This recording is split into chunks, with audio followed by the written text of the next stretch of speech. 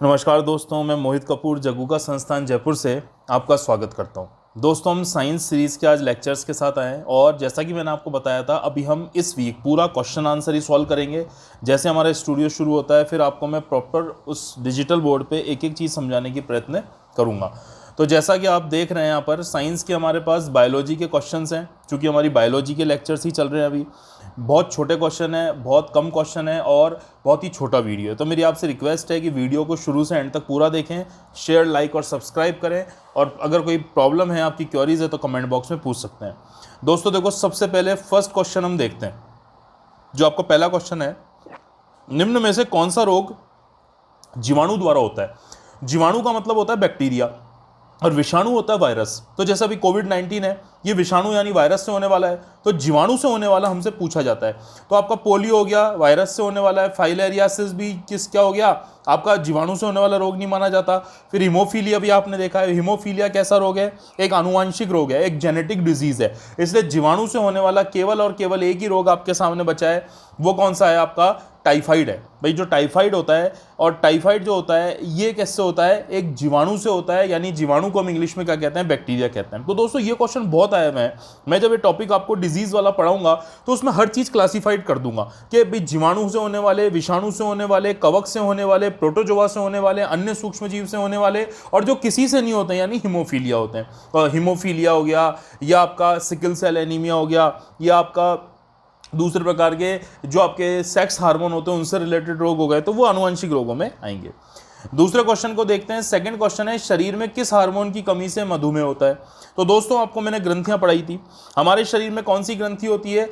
अग्नाशय ग्रंथि। अग्नाशय ग्रंथि से निकलने वाला प्रमुख हार्मोन कौन सा बताया था? बोलिए। इंसुलिन। और इंसुलिन क्या करता है? शरीर की जो एक्स्ट्रा ग्लूकोज होती है उसको ग्लाइकोजन के रूप में स्टोर रखता है और ज़्यादा से ज़्यादा ग्लूकोज को हमारे शरीर में इकट्ठा होने से बचाता है, यानी हमको एक तरह से डायबिटीज से दूर रखता है।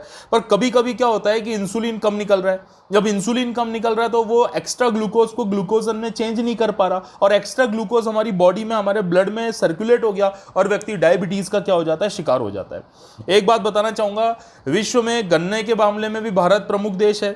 चीनी उत्पादन में भी प्रमुख है। चीनी का कंजप्शन जो होता है, उपभोग होता है, वो भी भारत में होता है। इसलिए दुनिया में सबसे ज्यादा जो डायबिटीज के रोगी हैं वो भारत में पाए जाते हैं। इसलिए WHO ने भारत को विश्व की डायबिटीज राजधानी घोषित किया है। ठीक है, तो दोस्तों इसका सही आंसर क्या होगा? आपका इंसुलिन होगा। आगे देखते हैं, क्वेश्चन नंबर 3 देखेंगे। इनमें से विटामिन सी की कमी से कौन सा रोग होता है? तो सिंपल सा आपको पता है कि विटामिन सी की कमी से कौन सा रोग होता है? स्कर्वी होता है। मसूड़े कमजोर पड़ जाते हैं, दांत कमजोर पड़ जाते हैं। मसूड़ों से क्या आता है? खून आता है।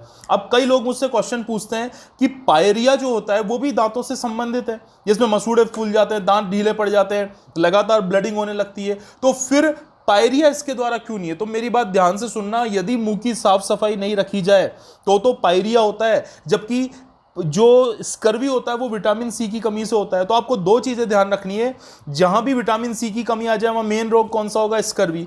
विटामिन सी में पहले भी बता चुका हूं आपको, आंवले में हो गया, नींबू में हो गया, संतरे में हो गया, आदि में पाया जाता है। इसको हम क्या कहते हैं? एस्कॉर्बिक एसिड के नाम से भी जानते हैं।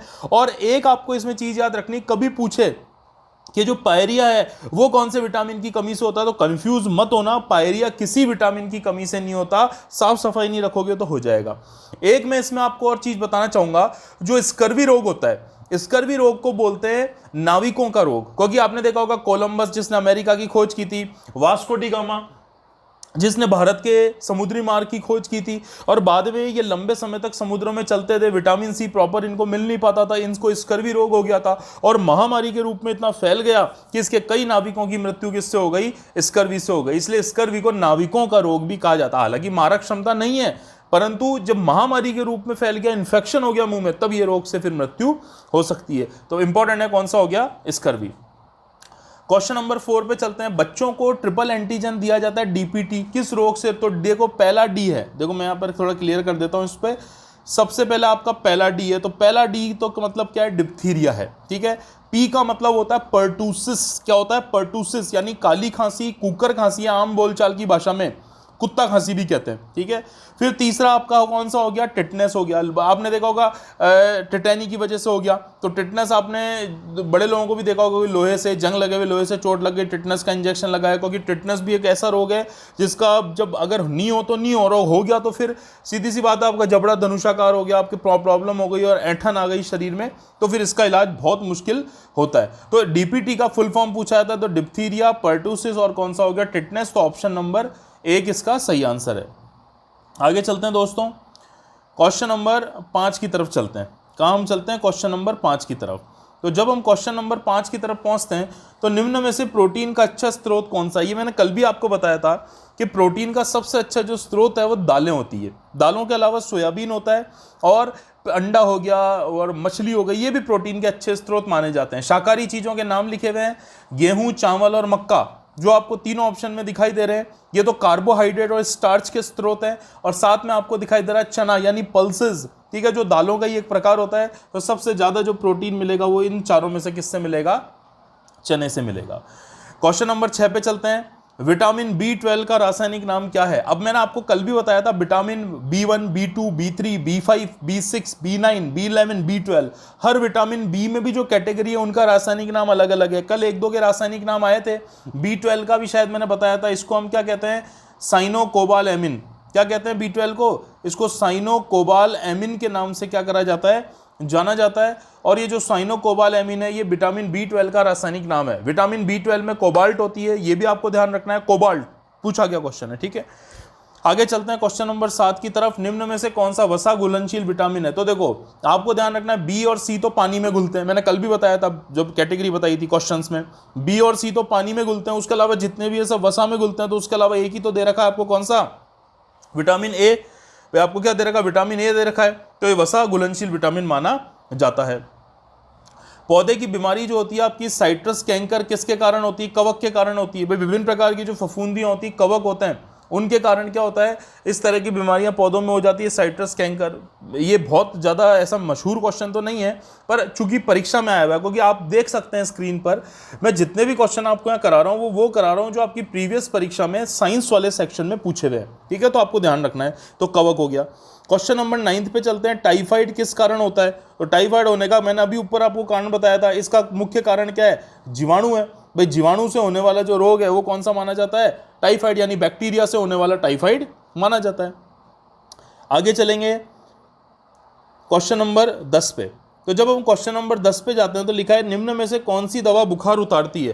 तो बुखार उतारने के लिए आपने देखा होगा एक सिंपल ड्रग हम काम में लेते हैं, हल्की फुल्की हरारत होती है, शरीर दर्द होता है, बुखार होता है, सिर दर्द होता है, चक्कर आते हैं या थोड़ी अव्यवस्था फील होती है, तो व्यक्ति क्या लिखता है, सबसे बेसिक ड्रग कौन सा हो गया, पैरासिटामोल। कौन सा है, पैरासिटामोल। ये आपको ध्यान रखना है। अभी कोविड चल रहा है तो कोविड में हम जैसे क्लोरोक्लोरोफिनोन हमने काम में ली थी, उसके बाद आपने देखा होगा रेमडेसिविर जो दवाई थी, रेमडेसिविर, वो इसकी कोरोना की दवाई फिलहाल मानी जा रही है। ऐसे कई हमने दवाइयों पर ट्रायल किया था, तो उनके बेसिक ड्रग आपको पता होने चाहिए।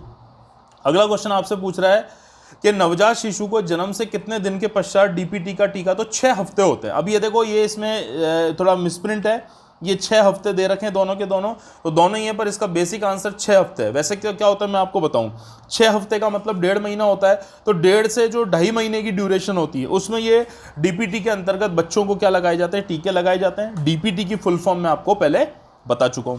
और ऐसे ही क्वेश्चन नंबर 12, निम्न में से कौन सा अंग पाचक रस नहीं बनाता। तो पाचक रस कौन बनाएगा दोस्तों, जो पाचन में भूमिका निभाएगा। अब जब मैंने आपको पाचन तंत्र पढ़ाया था तब उसमें आमाशय पढ़ाया था, आमाशय से अनेक प्रकार के रस निकलते हैं, मेनली जठर रस निकलता है। फिर अग्नाशय है, अग्नाशय के पास से जो पित्ताशय में जमा होने वाला कौन सा पित्तरस है जो लिवर निकालता है, तो अग्नाशय भी पाचन तंत्र का भाग है, आमाशय भी पाचन तंत्र का, और हमारा जो लिवर होता है जो मेन पित्तरस निकाल रहा है वो भी पाचन तंत्र का भाग है। जबकि मूत्राशय पाचन तंत्र का भाग ही नहीं है, जो पाचन तंत्र का भाग नहीं है तो पाचक रस भी नहीं निकालेगा। तो इस तरह से आपको ये क्वेश्चन करने। तो दोस्तों मैं कह रहा हूं हम जो थ्योरी में पढ़ा रहा हूं मैं आपको, क्योंकि पिछले 2-3 दिन से तो मैं ऑब्जेक्टिव क्वेश्चन ले रहा हूं, मैं जो भी चीजें आपको थ्योरी में पढ़ा रहा हूं उसको ढंग से पढ़ें।